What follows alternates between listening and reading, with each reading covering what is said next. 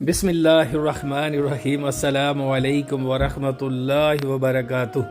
My dear respected viewers, you are watching one and only your favorite YouTube channel Aziz UK Vlogs. I'm your host Mohammad Zahid. मैं पुरुमीद हूँ कि आप सब बखैर औफियत होंगे और अल्लाह पाक के हिफ्ज़ व अमान में होंगे। आप दुनिया भर में जहाँ कहीं से भी ये मेरा चैनल देख रहे हैं, आप सबको मैं अपने चैनल पर खुशामदीद, वेलकम और जी आयानू कहता हूँ। दोस्तों, अगर आप पहली बार मेरे चैनल पर आए हैं और अभी तक आपने मेरा चैनल सब्सक्राइब नहीं किया तो मेहरबानी करें, आपका बहुत बहुत शुक्रिया। चैनल को सब्सक्राइब कर लें, लाइक कर लें और शेयर कर दें और घंटी का बटन भी दबाना मत भूलिएगा ताकि मेरी हर आने वाली वीडियो का नोटिफिकेशन आप तक बर वक्त पहुँच सके। आज मैं आपको पोलैंड के वर्क वीज़े के बारे में मुकम्मल मालूमात दूंगा, उसको प्रोसेसिंग टाइम बताऊंगा, जो रिक्वायरमेंट है वो भी बताऊंगा और मुकम्मल मालूमात दूंगा आपको। इंशाल्लाह मेरे साथ जुड़े रहिए और ये वीडियो स्किप किए बगैर आप अगर पूरी देखेंगे तो इंशाल्लाह आपको बहुत सी मालूमात मिलेगी। और अब चलते हैं आज के टॉपिक की तरफ। दोस्तों, पोलैंड एक हॉटस्पॉट है और यहाँ इंडिया, पाकिस्तान, बांग्लादेश से काफ़ी तादाद में लोग दूसरे मुल्कों से पोलैंड की तरफ हिजरत कर रहे हैं काम के लिए। अब सबसे इम्पोर्टेंट बात यह है कि पोलैंड एक शेंजन की कंट्री है और पोलैंड की जो वर्क वीज़ा की प्रोसेस है वो शेंजन की बाकी मुल्कों से ज़रा हटकर है। बाकी मुल्कों में ऐसा होता है कि पहले आपको जॉब ऑफर लेटर दिया जाता है, उसके बाद लेबर मिनिस्ट्री की टेस्टेशन होती है, उसके बाद वर्क परमिट बन के आपके मुल्क में जाता है। लेकिन पोलैंड के अंदर ऐसा बिल्कुल भी नहीं है। पोलैंड के लिए अगर आप वर्क वीज़ा अप्लाई करते हैं या कोई एजेंट आपके बिहाफ पर अप्लाई करता है तो उसको ऑफर लेटर की ज़रूरत बिल्कुल भी नहीं होती। ऑफर लेटर उस एरिया में अकाउंट किया जाता है कि अगर आपकी बहुत ही हाई लेवल की जॉब हो, यानी कि कोई ऐसी जॉब जिसमें आपको महीने के 9 से 10 हज़ार यूरो मिल रहे हों या हाई स्किल की जॉब है, उसके लिए ऑफ़र लेटर की ज़रूरत होती है। और चूँकि हमारे मुल्कों से जो लोग आते हैं वो ज़्यादातर अनस्किल जॉब के लिए आते हैं और जो छोटे जॉब्स होते हैं, वैकेंसीज होती हैं, उसके लिए ऑफ़र लेटर की बिल्कुल भी ज़रूरत नहीं होती। उसके लिए सिंपली जो आपका एम्प्लॉय होगा आपको एक वर्क कॉन्ट्रैक्ट देगा। उस वर्क कॉन्ट्रैक्ट के ऊपर एक स्टैंप लगी होती है फेडरल मिनिस्ट्री की, गवर्नमेंट की, लेबर मार्केट की, कि लेबर मार्केट सेटिस्फाई है, उन्होंने आपको एक्सेप्ट कर लिया है और आप यूरोप के अंदर एलिजिबल हो काम करने के लिए। ये लेबर मार्केट क्या होती है और ये स्टैंप किस चीज़ की होती है? अगर आप इंटरेस्टेड हो कि आपका वर्क परमिट ओरिजिनल है या फेक है, आप अपने एजेंट से ऑफर लेटर बिल्कुल भी ना मांगे, क्योंकि ऑफर लेटर कोई भी आपको एडिट करके फेक भी दे सकता है।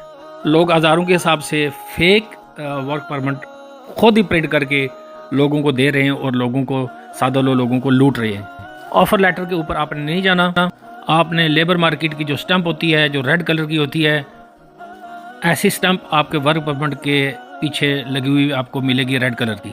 अगर ये स्टैंप लगी हुई है दोस्तों, तो इसका मतलब है कि आपका वर्क परमिट जो है वो फेक नहीं है बल्कि ओरिजिनल है और आपका जो एजेंट है वो 100% ठीक तरीके से आपसे डील कर रहा है। अदरवाइज आपके एजेंट ने आपसे पैसे लेकर इस्तेमाल कर रहा है वो, और आपको साल के बाद आपको उसमें से कुछ पैसे वापस कर देगा और ये कह देगा कि आपका काम नहीं हो सका और आपकी सिलेक्शन नहीं हो पाई, आई एम सॉरी। तो जॉब ऑफर लेटर पोलैंड कभी भी इशू नहीं करता। पोलैंड आपको कॉन्ट्रैक्ट देता है जो लेबर मार्केट से टेस्ट हुआ होता है। अभी ये लेबर मार्केट की टेस्टेशन क्यों जारी होती है? नॉर्मली जो नॉन स्किल्ड काम होते हैं और जो लेबर की जॉब्स होती हैं, इसके लिए हर यूरोपियन कंट्री ये चीज़ अप्रूव करने की कोशिश करती है कि उनकी कंट्री के अंदर जो लोग मौजूद हैं पहले उनको जॉब दी जाए, जो उस कंट्री के नेशनल हैं। उस कंट्री के अपने लोग उस काम के लिए इंटरेस्टेड नहीं हैं और उनको अपने मुल्क के अंदर लेबर फोर्स नहीं मिल रही, तो फिर उसके बाद वो नॉन यूरोपियन कंट्री से लोगों को वर्क परमिट के लिए बुलाते हैं। इस चीज़ को अप्रूव करने के लिए, टेस्टेशन के लिए लेबर मार्केट बाकायदा रिसर्च करती है। उसके बाद वो वर्क कॉन्ट्रैक्ट के पीछे एक रेड कलर का स्टैंप लगाकर उसको अप्रूव करते हैं और वो कॉन्ट्रैक्ट आप इमिग्रेशन में, एम्बेसी में सबमिट करते हैं अपना वीज़ा अप्लाई करने के लिए और उसी के बेस पर आपको पोलैंड का वर्क परमिट वीज़ा इशू होगा। अब मैं दोस्तों आपको बताता हूँ कि पोलैंड के वर्क परमिट पर एक्चुअल टाइम कितना लगता है। दोस्तों, वर्क परमिट इशू होने में और आपका मुकम्मल प्रोसेस होने में और आपका पोलैंड ट्रैवल करने में जो टोटल वक्त है वो तकरीबन 4 महीने 4 मंथ्स लगते हैं, जिसमें 2 महीने लगते हैं लेबर मार्केट की टेस्टेशन की।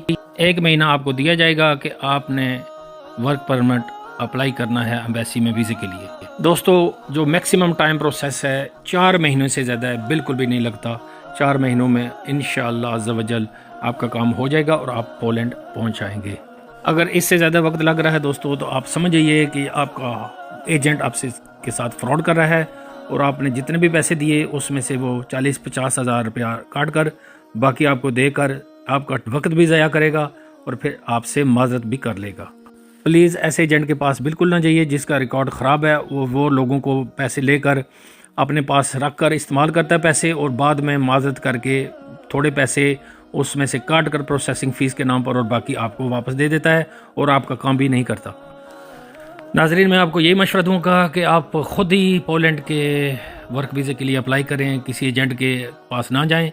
अगर आप नहीं कर सकते तो फिर उस एजेंट से आप रब्ता करें जो एजेंट ईमानदार हो, जो ऑनेस्ट हो और जो आपका वक्त भी बर्बाद ना करे और मुनासिब फ़ीस लेकर आपका काम भी कर दे।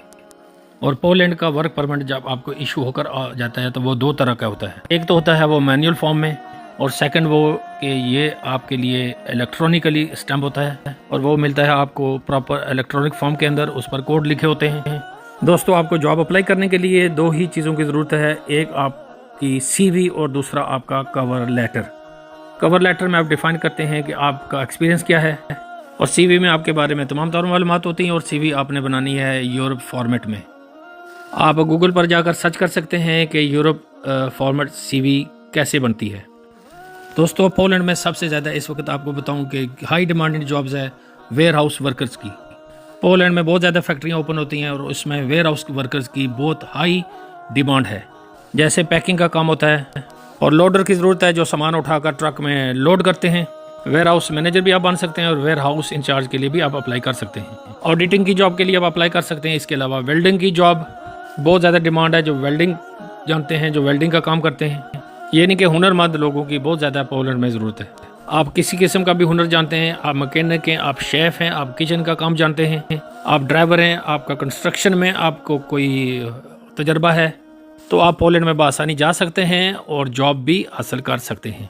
और जब आपको वर्क का कॉन्ट्रैक्ट मिल जाएगा उसके बाद ही आप पोलैंड के एम्बेसी में जाकर अपने तमाम रिक्वायर्ड डॉक्यूमेंट्स सबमिट कर सकते हैं, और ये वीज़ा आपको बिल्कुल मुफ्त में मिलेगा। आपका एक पैसा भी खर्च नहीं होगा। अकोमोडेशन भी कंपनी की तरफ से होगी, ट्रांसपोर्ट भी कंपनी की तरफ से होगा, और आपका खाने पीने का इंतज़ाम भी कंपनी करती है। और ये सारे बेनिफिट्स उन लोगों को मिलते हैं जो स्किलफुल लोग होते हैं, जो काम करना जानते हैं। काफ़ी लोग कहते हैं कि हम CV भेज रहे हैं और हमें रिस्पांस नहीं आता। रिस्पांस उन लोगों को आएगा जिनकी अच्छी CV होगी। और दोस्तों, CV भी आपने जॉब्स के हिसाब से बनानी है। जिस किस्म की आपने जॉब अप्लाई करनी है उसके रिलेटेड ही आपकी CV होगी, तो आपको अच्छा रिस्पांस आएगा, आपको कंपनी की तरफ से जॉब आएगा और आपको इंशाल्लाह जॉब भी मिल जाएगी। लेकिन अगर आपकी CV और रिलेटेड डिफरेंट है और जॉब आपकी और आप अप्लाई कर रहे हैं तो फिर ज़रा मुश्किल हो जाएगा आपके लिए।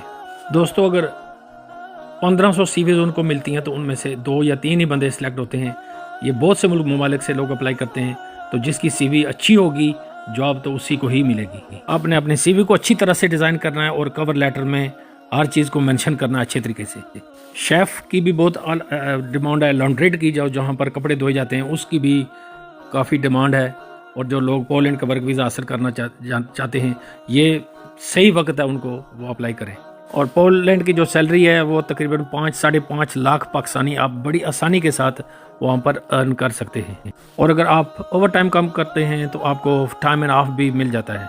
और जब आपको ऑफर लेटर मिल जाएगा तो उसके बाद प्रोसेस ये है कि आपका इंटरव्यू लिया जाएगा। तो पोलैंड में आपको 2 साल के अंदर TRC टेम्परेरी रेजिडेंट कार्ड मिल जाता है, और इसके बाद 7-8 साल में आप पासपोर्ट तक बड़ी आसानी से पहुंच सकते हैं। तो दोस्तों, आखिर में ये आपको मैं बात बताता चलूँ कि आपने मेक श्योर करना है कि आपने कोई भी फेक डॉक्यूमेंट सबमिट नहीं करना। जब आपको ऑफर लेटर मिल जाए तो आपने पोलैंड की एम्बेसी में अपने तमाम रिक्वायर्ड डॉक्यूमेंट्स को साथ लेकर वहां जाकर आपने वीज़े के लिए अप्लाई कर देना है।